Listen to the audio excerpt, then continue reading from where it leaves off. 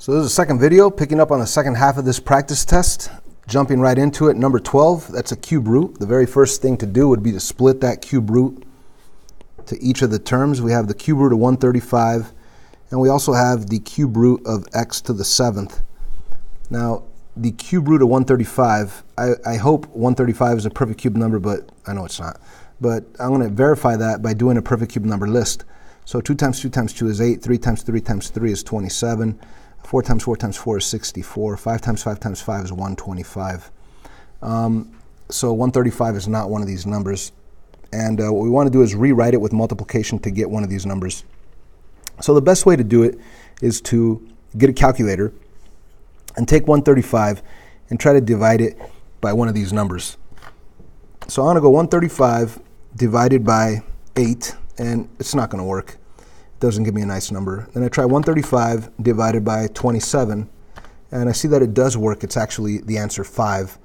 So on a calculator, I did 135 divided by 27, and the answer is 5. So I'm going to rewrite this as 27 times 5. 27 times 5. Again, it's a cube root. You want a perfect cube number. It's not a perfect cube number, so you rewrite it with multiplication to get a perfect cube number. So now I'm going to split the root, and it's a cube root.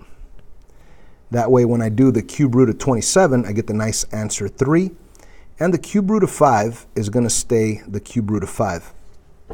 Now, over here, I have a cube root, which is really the power of 1/3, which means that this power, it's kind of like dividing it by 3. And 7 is not divisible by 3. So I'm going to rewrite the 7 to become something that's divisible by 3. I want to rewrite it to be x to the 6th times x to the 1. That way, when I split the root, the third root of 6 and the third root of x to the 1, I could actually do the third root of x to the 6th. I'm sorry, I think I said the third root of 6, but the third root of x to the 6th. So that's like dividing 6 by 3, which would give you the answer 2. So x squared is that answer. And this other one, you're just going to bring it down as well. The cube root of x to the 1. I'm just going to leave it the cube root of x. So this is our answer. We just need to rearrange it, organize it. Let's put the nice values out front. 3x squared, 3x squared. And let's also do the cube root of 5 and the cube root of x together underneath one single cube root. Just put it together, 5 and x. We are done. 3x squared, cube root of 5x. Moving on, number 13.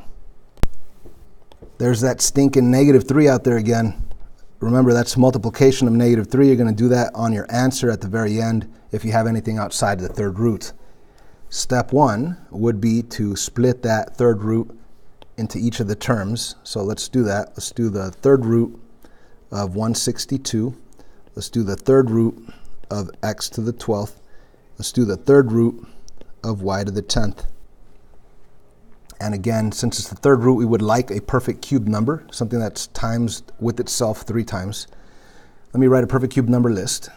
2 times 2 times 2 is 8. 3 times 3 times 3 is 27. 4 times 4 times 4 is 64. 5 times 5 times 5 is 125. 6 times 6 times 6 is 216, I believe. So 162 is not a perfect cube number. So you want to rewrite it with multiplication to get a perfect cube number. So obviously 125 times 2 is way too big for that. 64 times 2 is even, it's not going to work. So it's either 27 or 8. So with the calculator, you could do 162 divided by 27 and see if it works. 162 divided by 27. And it gives you 6. It does work. So 27 times 6, 27 times 6 is really 162. And we split the cube root to each of those. And now that we have the cube root of a perfect square number, perfect cube number, now we could get the answer, the nice beautiful answer, which is just 3. And the cube root of 6 simply comes down because you can't do the cube root of 6. Now over here, the cube root is really the power of 1/3, which is kind of like dividing this power by 3. So 12 divided by 3 is 4. So your answer is x to the 4th, no more cube root. It's great that we had something divisible by 3. Over here, we don't have something divisible by 3, so we need to rewrite it to get something that's divisible by 3. So instead of y to the 10th, I'm going to rewrite it as y to the 9th times y to the 1. because 9 plus 1 is 10. 9 plus 1 is 10. So now when you split the third root, split it there and split it there, you could actually do the third root of y to the 9th.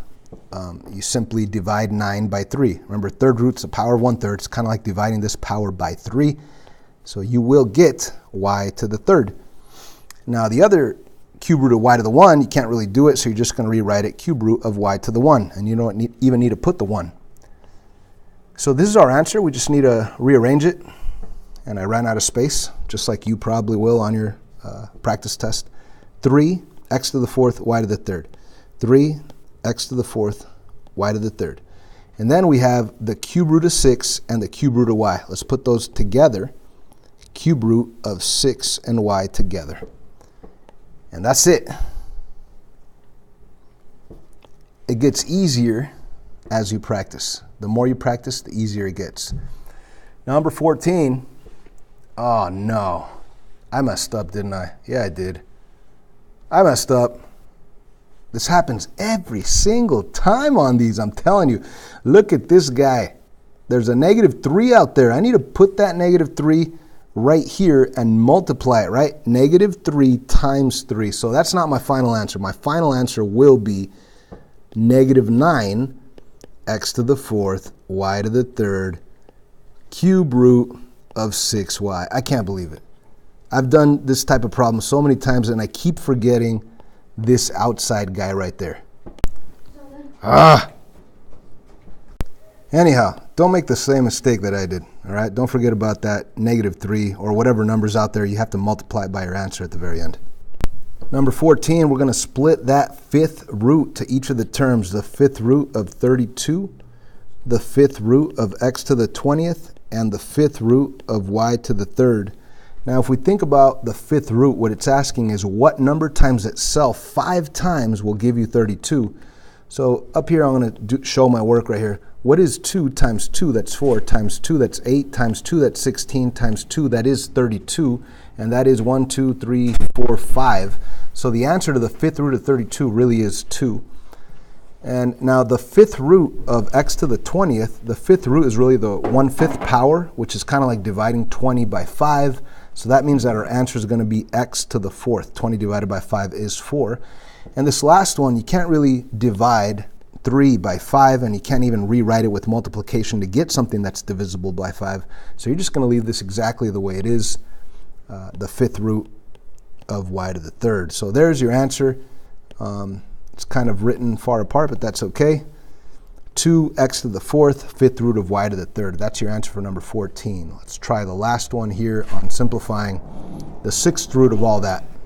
So on number 15, we have to split that 6th root to each and every term. So let me actually zoom in a little bit more and split that 6th root to each and every term. We have the 6th root of 256.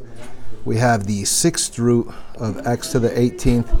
We have the 6th root of y to the 12th, and we have the 6th root of z to the 5th. Now after that, you got to tackle each one of these individually. Now the 6th root, we want something times itself 6 times to give us 256. So let's begin with the easiest number, 2 times 2, which is 4, times 2, which is 8, times 2, which is 16, times 2, which is 32, times 2, which is 64, right? Let me see, 1, 2, 3, 4, 5, 6. Yeah, so that did not get us 256. So we're going to use, because 2 to the 6th gave us 64, we're going to try and use 64 to break down 256. If I take 256 on a calculator and divide it by 64, it does give me 4. So that means I could rewrite 256 as 64 times 4. That way, when I split the 6th root to each of those, I could actually do the 6th root of 64, which is 2. And then I have the 6th root of 4 that just stays the same. And over here, the 6th root is really the 1/6 power, which is kind of like taking this power and dividing it by 6. So my answer there will be x to the 3rd, no more 6th root. And again, the 6th root is the 1/6 power, which is kind of like dividing 12 by 6. And I will get y squared, no more 6th root. And over here, The sixth root is a 1/6 power, which is kind of like dividing 5 by 6, which you can't do. So we're just going to leave this one exactly the way it is. So we're going to rewrite it as the sixth root of z to the fifth.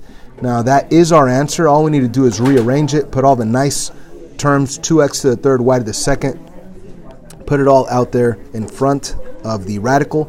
And then we're going to take the sixth root of 4 and the sixth root of 5 and put it together underneath one single sixth root. So put the 4 and the z to the fifth in there, and ladies and gentlemen, we are done with simplifying. We're gonna end this video right here because we've done two videos on simplifying, and we're gonna pick it up on the third video on rewriting from radical form to exponential form and vice versa.